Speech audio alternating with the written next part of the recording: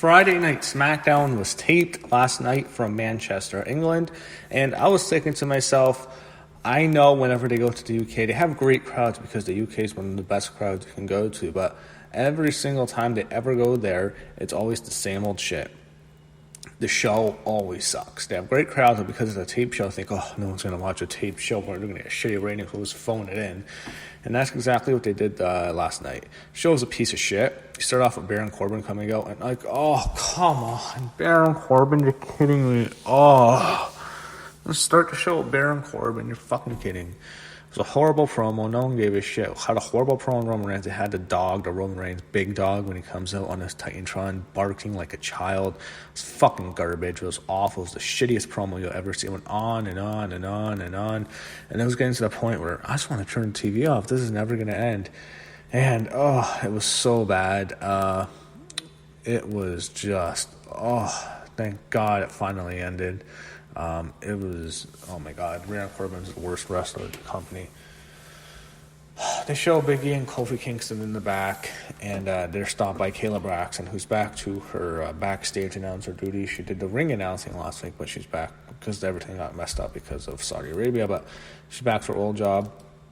She interviews Kofi and Big E, and they are going to challenge for the tag team titles, and they said they're going to catch up to Charlotte, who is, what is she, at 10 now? I don't think they can catch up to Charlotte, but they're going to get 7-time tag team titles. That's pretty impressive.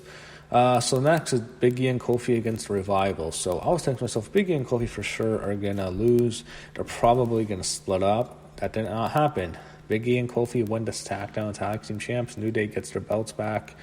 They won a good matchup here. It was entertaining. They beat the Revival. It was all right.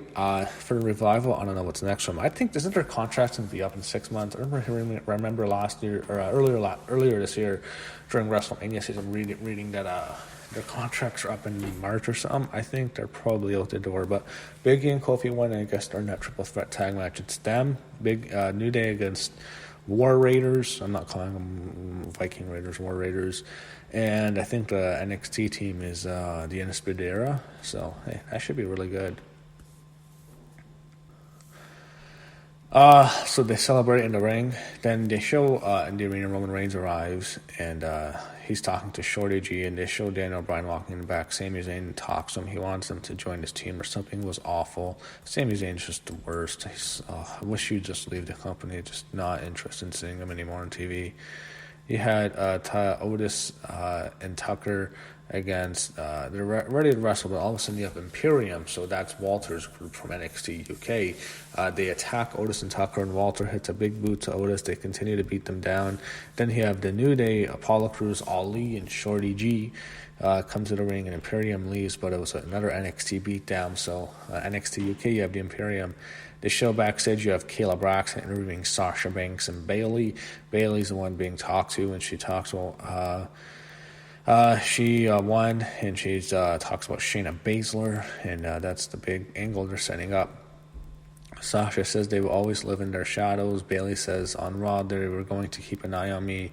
You are right, because she is the only one who held the Raw, SmackDown, NXT Women's Champion and the Tag Team Champion, so she's like the crown champion. Actually, Charlotte has, but Charlotte hasn't been tag team champ. So Bayley, she's held all the women's champs in all the title belts in the company. That's pretty impressive. Next, you have Shinsuke Nakamura and Cesaro against Ali and Shorty G. Nakamura and Cesaro win. Not much of a match here. Didn't really care much for this. Kind of boring. I don't really care much for Ali and Shorty G as a team. They're kind of average. Sami Zayn tries to get Daniel Bryan to come to his team, tries to recruit him, doesn't work. They show Nikki Cross walking in the back for her match with Sasha Banks, and they have Bayley on commentary for the match. I have to say, Sasha looks incredible. I mean, she looks fantastic. She's really been looking good ever since she came back. She's in incredible shape. But Nikki and Sasha, they're all right here. It's a good matchup. Nikki Cross, I don't see much as a star. I just don't think Vince would push her past a certain point. They gave her that run with Alexa Bliss as tag champs, but I don't know, where's Alexa? I mean, I guess she's hurt, actually. And in this, He had Bailey on the outside, and you're waiting for Shayna to come into the ring, Shayna Baszler, but it didn't happen until later, so they have a decent matchup. Sasha is very good, and Nikki's alright. Eventually, Sasha and Nikki are in the ring. They fought on the outside, but they're in the ring. Nikki gets a forearm, but Sasha hits the lung blower, and she gets the bank statement, and eventually Nikki was in it for a while, but she taps out. Sasha Banks with the win, and also forgot to mention, Sasha Banks has a new theme song. She has actually one of the better theme songs in the company with the whole... it's basically like a remix with Snoop Dogg. It's similar to the old theme, but Snoop Dogg doing raps, and it's a heel theme music. She had a babyface theme music before, so she needs a heel song now. After the match, he had Bailey beat up Nikki Cross, and Sasha basically just leaves. She leaves up the ramp, so she's out. But then Bailey beats up Nikki Cross after the match, and then Shayna Baszler comes out, and basically the babyface and beats down Bailey. She hits her with a gut wrench gourd buster, and she leaves the ring before Sasha makes the save for Bailey. So Baszler gets another one on Bailey and sets up three-way Survivor Series. They show Sammy, Daniel Bryan, and don't care about this. They show, after that, the lights go and they come back and Sammy sees the Fiend. The Fiend out of nowhere comes out and Sami Zayn leaves, and then the Fiend attacks Daniel Bryan for no reason. It's weird when you have the Fiend because he's the champion. It doesn't really make much sense for the Fiend to chase challengers, but they're going to have him chase Daniel Bryan, but he puts the mandible claw on Daniel Bryan and destroys him, so that's the next feud for the Fiend. And they show what happened. Then they show a video package up with Tyson Fury at Crown Jewel. Tyson Fury makes his way to the ring. He's there. I don't know if he's going to be there permanently, but he's on SmackDown. He says he's been traveling around the world. He went to Germany and fought Klitschko. He went to America and fought Wilder. He went to Saudi Arabia and fought Braun Strowman. And there's no place like home. He goes back to America to fight Deontay Wilder on February 22nd. He will deal with unfinished business then. He has some unfinished business with a WWE superstar and Braun Strowman. He makes his way to the ring. And it says he's here, and they say they want to make a tag team, and they shake hands, and that's their idea. And it says no one's stupid enough to face them, and out comes the B team, and then Curtis Axel says they are stupid enough to fight them, and that was actually kind of funny. Bo says the B stands for fearless, and they aren't scared of them, and they had Braun and Tyson Fury kill the B team. I guess that's just a promo, I doubt Tyson Fury's back. They destroy him. Tyson Fury knocks him out, knocks out Bo, and Strowman hits a power slam on Axel. It was basically a beatdown of the two losers. They're trying to save Braun Strowman. They show what happened 2 weeks ago. Baron Corbin attacked Roman Reigns backstage. I don't remember that. It's all forgettable. This is SmackDown's lost everything. When it first came on, the first show in the first week of October with The Rock was a huge deal. Now it's lost all its luster, to be honest. So next you have Carmella and Dana Brooke against Mandy Rose and Sonya Deville, and the winner gets added to the SmackDown's Women's Elimination Team at Survivor Series. I think Sasha's the team captain. So right now, I don't know. I guess Mandy and Sonya we know 3 teams. I guess maybe, I don't know who they'll add, maybe Alexa. But I don't think Sasha was going to want Alexa on her team.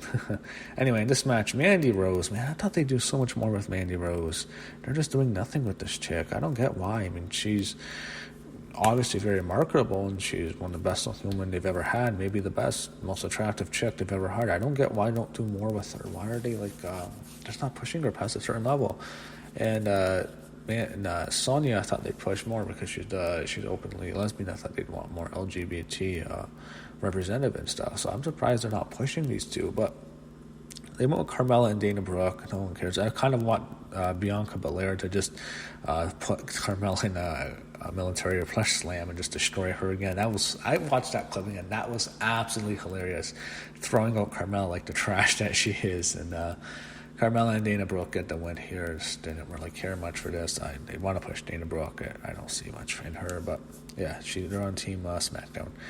So main event, we actually have to watch Roman Reigns and Baron Corbin in the main event.